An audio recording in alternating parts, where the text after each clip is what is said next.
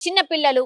తర్వాత D8 కి వెళ్ళాలంటే మధ్యలో కనెక్షన్ ఒకదానికి ఇంకో దానికి బోగికి లేకపోవడంతో గట్కేసర్ దగ్గర ట్రైన్ ఆగినప్పుడు వెంటనే D3 బోగి నుంచి దిగి D8 బోగిలోకి వెళ్ళడానికి ప్రయత్నం అయితే చేసింది. ఇద్దరు పిల్లలు, వాళ్ళ లగేజ్, అట్లాగే తల్లి కూడా.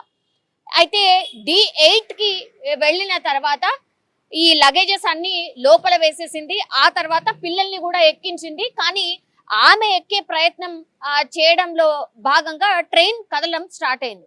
దీంతో టెన్షన్ పడిపోయింది. ఎందుకంటే బ్యాగ్స్ అందులో ఉండిపోయినాయి. బ్యాగ్స్ దేవుడు రంగు, అసలు పిల్లలు అందులో ఉండిపోయినారు, తల్లేమో బయట ఉండిపోయింది. కొంచెం ఫాస్ట్ గానే మూవ్ అవడం స్టార్ట్ అయింది.